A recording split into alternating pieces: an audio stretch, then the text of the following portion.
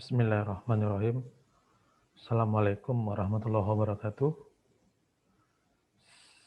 Salam belajar bersama Artificial Intelligence. Hari ini kita akan membahas tentang algoritma KNN. Algoritma KNN ini adalah salah satu algoritma di machine learning. Nanti hari ini kita akan coba bagaimana mempelajari langkah-langkah algoritma KNN ini dan bagaimana cara perhitungan manualnya. Oke, perlu saya sampaikan di sini pengantarnya sedikit. Pengertian KNN itu adalah atau deskripsinya, KNN ini adalah metode klasifikasi terhadap sekumpulan data yang berdasarkan pembelajaran data yang sudah terklasifikasi sebelumnya. Terus KNN itu termasuk kategori supervised learning, di mana datasetnya memiliki label atau kelas yang sudah diketahui sebelumnya. Terus KNN itu menghitung hasil dari query instant dari jarak dari data yang awal, dataset dengan data uji kita, yang diklasifikasikan berdasarkan mayoritas kedekatan jarak yang terdekat dari kategori. Ya. Terus bagaimana cara menghitung jaraknya gitu ya? Yang biasa, yang populer itu ada 4. Saya urutkan di sini yang sering digunakan itu mulai dari paling atas. Yang paling populer adalah cara menghitung jarak Euclidean. Rumusnya itu adalah D ini adalah simbol jarak ya. Ini X itu adalah data kita, atribut kita ya, koma Y gitu ya. Terus di sini akar gitu ya, I sampai N ini jumlah ya. Ini adalah atribut 1 sampai ke atribut ke N. Itu dipangkatkan 2-nya. Jadi atribut 1 mulainya 2, 3 ya. Ini adalah sampai ke berapa gitu ya. Terus ada lagi jarak namanya Manhattan atau city block ya. Yang membedain apa gitu ya. Pada sini adalah dia tidak ada akarnya ya. Terus ada jarak Minkowski gitu ya. Dia jadi sini pangkatnya itu ada berapa banyak itu dipangkatkan nanti seperkinya ini. Terus ada jarak Mahalanobis ya, Mahalanobis ya. Ini nanti ada skala vektor ya. Ini adalah rumusnya. Tapi di antara 4 ini yang paling sering digunakan itu adalah Euclidean distance, paling populer ya. Kalau saran saya kalau kita bagi pemula kita menggunakan Euclidean distance saja. Terus apakah langkah-langkah algoritma KNN itu? Itu saya di sini saya coba ada 5 langkah ya. Yang pertama itu adalah tentukan K. K itu adalah berapa jumlah objek yang terdekat terhadap data kita yang mau kita prediksi atau kita klasifikasi. Terus ada hitung jarak data baru dengan semua data training. Jadi data uji kita atau data testing kita itu jaraknya akan kita hitung terhadap data training kita gitu ya. Seperti itu. Rumusnya pada saat ini kita bahas tentang menggunakan Euclidean distance.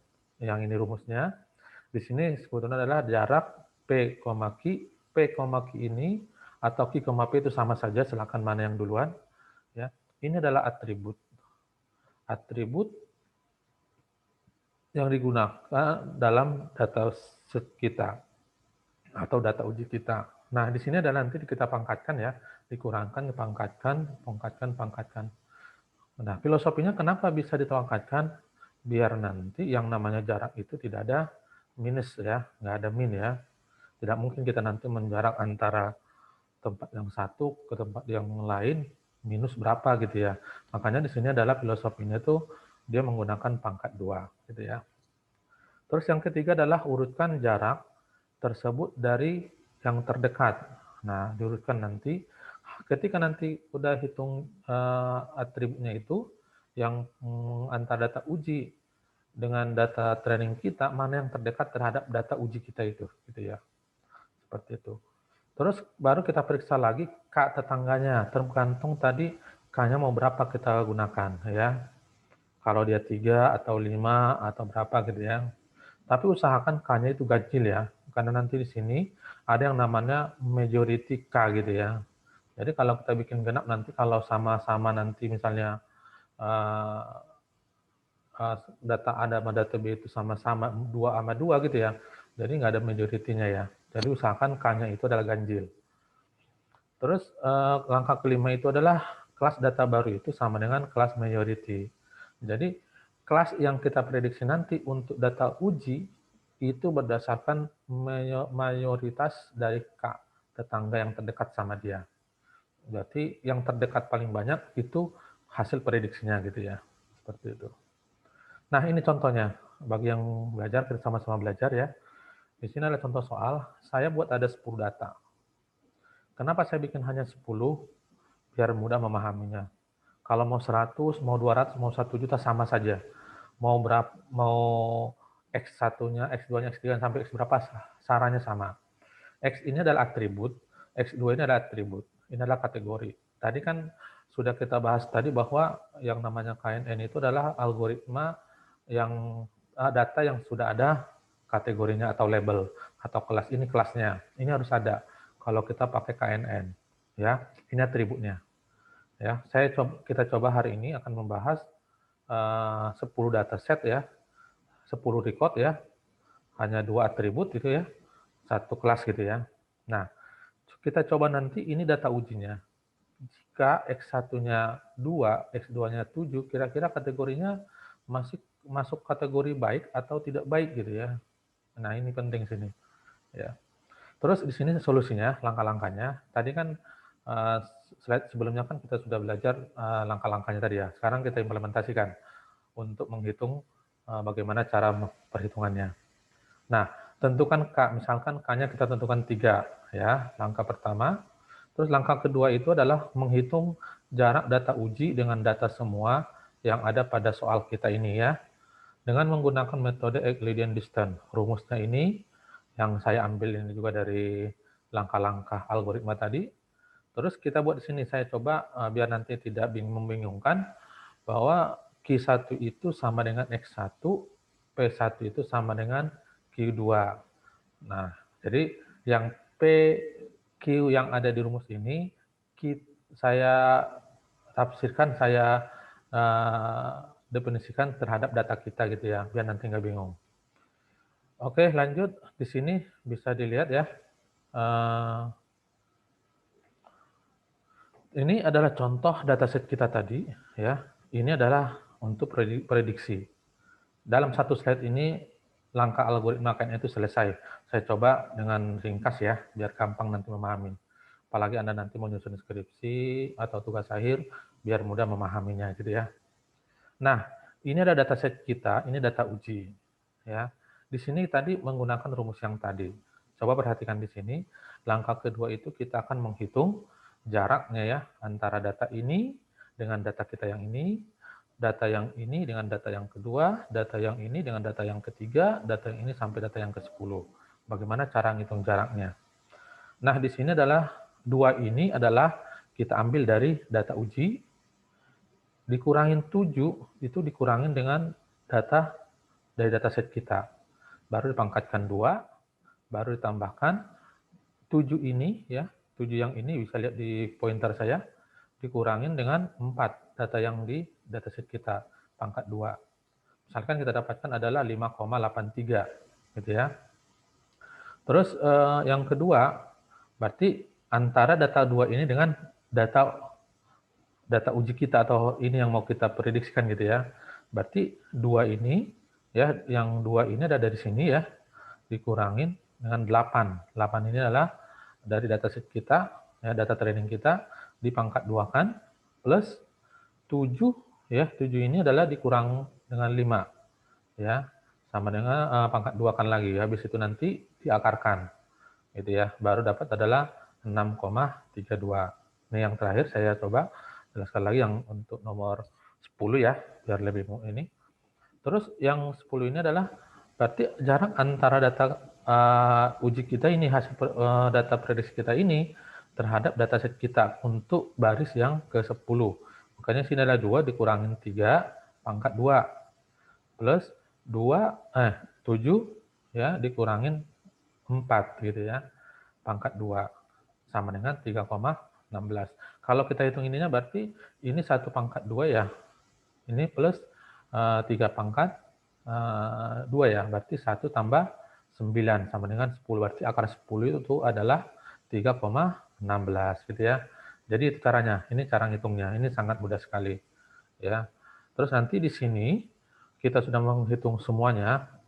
Asumsinya begitu, dia ngitung akan satu per satu gitu ya. Dari data yang antara data testing kita, data uji kita yang ini ya dengan data set kita. Itu akan di ini sama-sama gitu ya. Terus itu nanti habis itu kita coba akan menghitung peringkat, mana yang terdekat, mana yang terkecil gitu ya. Coba Anda lihat di sini adalah dari nilai jarak ini, nilai terkecil itu adalah 1 ya. Nah, ya, ini peringkat pertama, ini yang kedua, ini yang ketiga. Ya.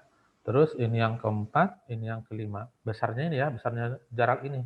Anda bisa lihat ya. 1, 2, 3, 5, 4, 5 ya, 6 ya, sampai 10 ya. Nah, terus habis itu kita lihat mana yang terdekat sama data kita yang terkecil itu. Berarti kita yang terdekat itu kalau hanya 3, ya, hanya 3 berarti peringkat 1, 2, 3. Ini dekat, ini dekat, ini dekat. Nah, yang lainnya tidak, dan tidak gitu ya. Nah, dari sini yang dari 3 ini kita lihat ya, yang 3 ini yang paling dekat ini kita lihat di sini di kategorinya apakah masuk kategori apa. Berarti di sini baik, yang ya ini juga ini baik gitu ya. Yang ya ini juga yang paling bawah ini adalah tidak baik.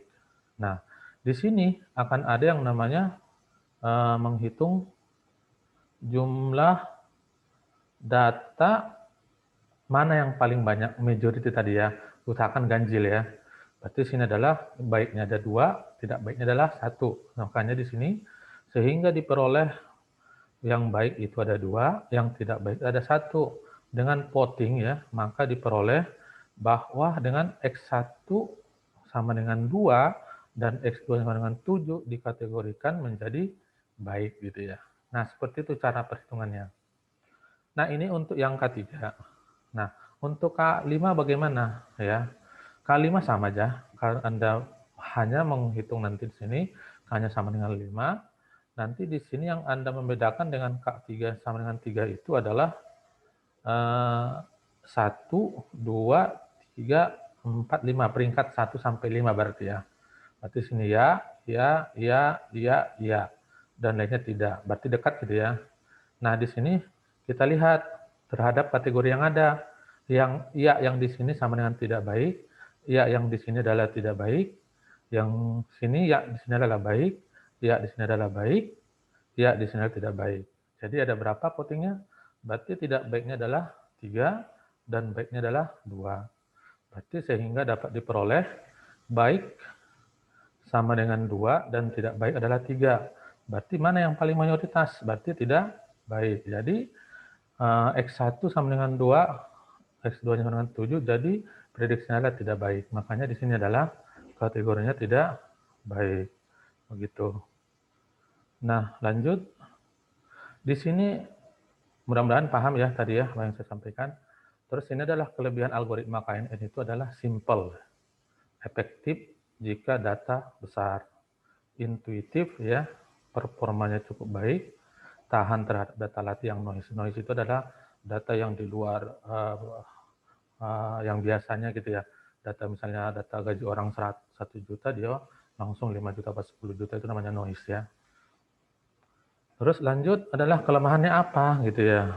Kelemahannya algoritma ini adalah waktu komputasi tinggi dengan data yang besar. Disebabkan karena semua data satu persatu itu dihitung, jadi membutuhkan waktu yang sangat lama. Terus sangat sensitif dengan ciri-ciri yang redundan dan tidak relevan. Ditanggulangi dengan seleksi ciri atau pembuatan ciri. Jadi di sini kenapa dibilangin kalau datanya sama, dia akan hitung nanti 2 kali, ya. Peringkatnya juga nanti akan tidak baik kalau nilainya sama gitu ya. Itu tidak baik. Nah, terus yang terakhir adalah tidak diketahui perhitungan jarak apa yang paling sesuai dengan dataset. Nah, ini juga salah satu kelemahan dari algoritma KNN. Nah, terima kasih